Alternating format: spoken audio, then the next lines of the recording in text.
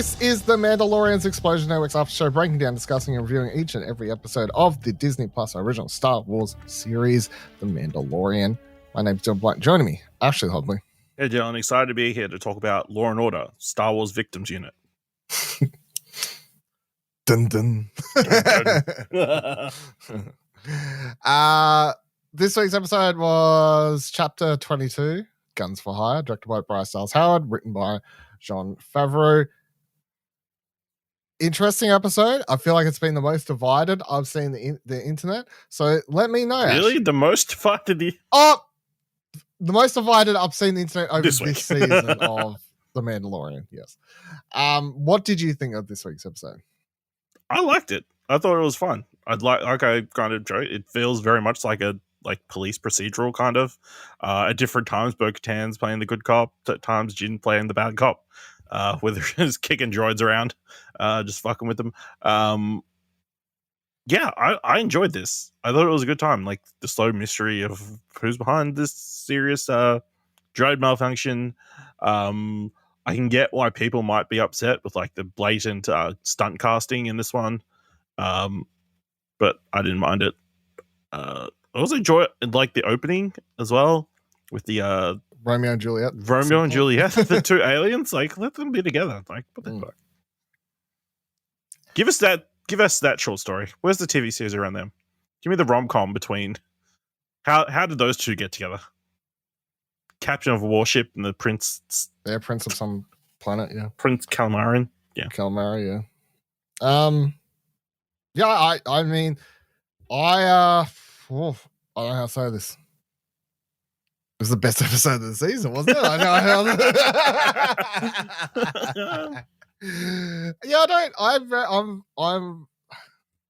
I think so. Everyone I've seen complain about this episode seems to be because it was that doesn't do much. 90% of the episode's not moving the major plot forward, I guess. But I think this is the most fun I've had this entire season. You know? Yeah. Like, I call it stunt casting if you want, but I thought Lizzo and Jack Black were fucking fantastic together. What a pairing. Jack Black's whole like, I did it, honey. I did it personally. Like, it's just, yeah. I personally oversaw it. Like, yeah. I thought it was very funny. Christopher Lloyd was fine. Like, that was definitely stunt casting because that could have been anyone. Like, Bryce Dallas Howard calling up Ron and like asking him to go through his Rolodex. Like, do you want to just who do you want to be in this? So just spin it and then see whatever name comes up. Yeah, literally. But yeah, I thought it was a lot of fun. This planet was interesting. This whole idea that the little background story stuff happening where it seems to be that because it's being run by an ex-Imperial that the New Republic won't allow them to have certain things. And, you know, like there's these little details like sort of spread in the background of the episode that I thought were really quite interesting. It's really interesting that, you know, it's a communist planet, you know? Yeah. Then this is what a planet looks like when communism works. You got a whole planet of people who aren't working, and you've got robots that are hurting and killing people, but they're like, no, we can't shut them off because then people might have to do stuff. How many years after the Empire is it? Yeah. It's like 10 years after the Empire. It's hard to say. Hard to tell now. Yeah, like at the start, it was like a couple of years after. Now I think the series started 20? 3 years after. Yeah. So now it's like at least 50 years after the Empire fell. So a whole generation has been living with droids. We're not up to episode 7 yet. So okay. Yeah. So it's probably like, I don't know, 5-6 years tops. Well, you're like, no, we can't go back to that. Yeah. No one remembers what it was like to work jobs. Yeah. Sounds horrible. Totally fair though. Then you have fact. Yeah, absolutely. I would love to live in this utopia where we don't have to do any work. We can follow our dreams. They seem like good leaders, Jack Black and Lizzo, as a, you know, that whole sequence at the end where they're constantly like, democracy, the people's spoken. We can't go against people. Yeah. Crazy. A world in which politicians listen to what people want. What a concept. Not follow their own personal agendas. Crazy. This is a crazy concept. Yeah, but I just like it's a relatively straightforward episode. Obviously, it's just, you've got this, who's like, why are the robots that have been turned good going bad? But it's just all the little scenes I found so fun. Like the one you hinted at before where Din's just beating the shit out of that one until it like fights back. Every single robot. Yeah, just like kicks every single one, and then you have the other stupid droid being like, could you stop that? Like, I mean, it feels like what are the Boston Dynamics robots? Like how they were constantly in with sticks and stuff. It definitely felt like that. I can tell you, I've never seen. I think they're B2 or something. I know the big strong ones that run. Like, I don't think we've ever seen one of those run in any of the prequel movies. I'll tell you that. I mean, it was very weird. It gave me kind of like, I don't know, iRobot. Yes, that was the film that popped in my head. Or even like Lost in Space, the Netflix one, because at least those robots could run. It's like talking about robots that run or slow robots, zombies that run, slow zombies. It's like a very fast robots. That's where the future is. Fast robots. Oof. That's the scariest future because it's possible. Good scare. I like the whole bit where they go into the bar and everyone stops talking. The robot bar. That's the other thing. Cool. Everybody's been like raising the question around droids' sentience. Sentience. Yeah. It's like, if they know they're working all the time, like, what does that mean? Yeah. Do they get scheduled off periods? Apparently they do, yeah. At least do they get paid? No. How are they getting that drink then? Oh no, it's just free, I guess. Or is it? Yeah, is it free? It's like an update thing. Yeah. Well, they're talking about patches. It's like, what? Yeah, I like how vitamins in their drinks. Like, Bo-Katan's like, "What do you order?" There's only one thing here. Everyone gets the same thing. Gin and tonic. Yeah, no, some random firmware update or whatever's going on there. So, that whole part where they cut back to them playing their version of like crochet, bloody golf thing, croquet, yeah, and then Grogu just like puts it through because like, I'm gonna help this lady because she fed me, like just that. He took to her very quickly. Big Lizzo fan, apparently. Yeah, big huge Lizzo fan. Like, can I touch the baby? Can I have the baby? No, the baby doesn't like. Boom, food. Off he goes. She is 100% that bitch that Grogu likes. Yeah, it's true. It's very fair. So, and then it's just, this is a very wild episode, really. The fact that I then get a Christopher Lloyd ranting on it and being like basically a Count Dooku apologist. Yeah. Like, it's such a weird, like, random character. Like, he never did anything wrong. And then I've seen people online, right? And I'm pretty sure that's how it sounded to me too. Before he was like stunned and shut down, sounded like he was about to say, like, he was like, the line sounded like he was about to say, running around with that piece of shit Jedi Anakin. Basically, so yeah. It's funny because Bo-Katan would have fought. Yeah, Bo-Katan knows Anakin and knows Dooku and all these people. So she's got like a through line through everything that happens here. So so I here's the thing. This season, there's only 2 episodes left. So I guess to a degree I can understand people's complaints, like, but I often feel like if this was an 8-episode series, this episode's usually where they will have a, like in most shows, the third, like you're not going to have if you're going to have a one-off breaker before you get into the final 2. A lot of shows do break it up with a mystery of the week sort of thing at this point in the season. Yeah. I feel like it's pretty normal just to have like, let's just have a fun one before we go back to the thing.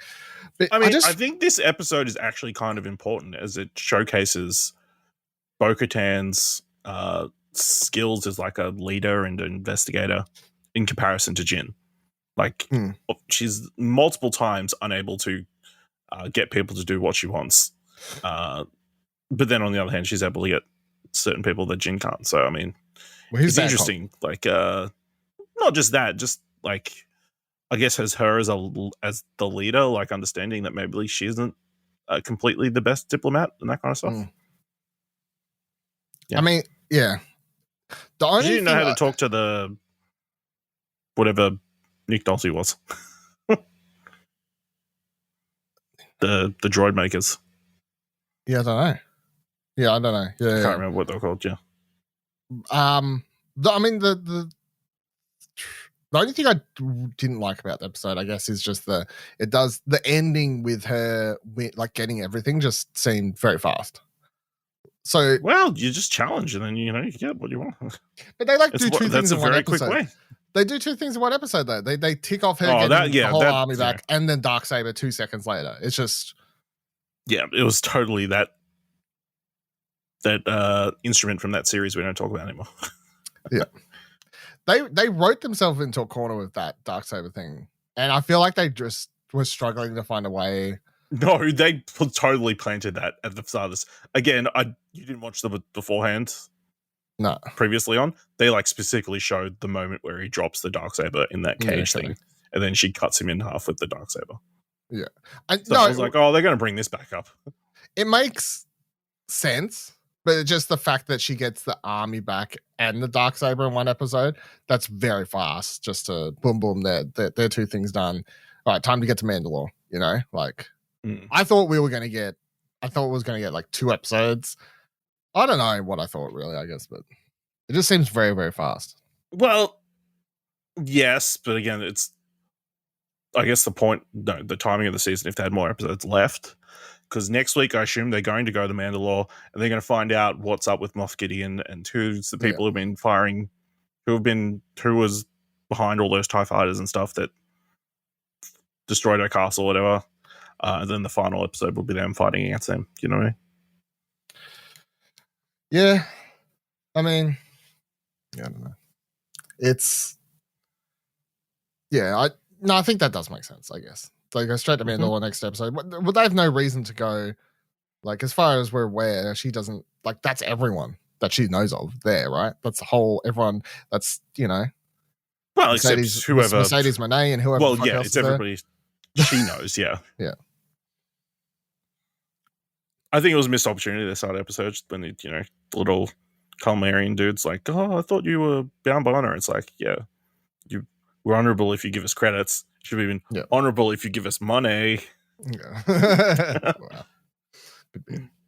But it's funny watching that though, because you sort of view it as oh wow, this is like weird. But that's how the show started with Mando. He was a bounty hunter, obviously, when the show started, and that was his thing. He would have done it was a mercenary, sort of thing. So yeah, and they didn't kill anybody.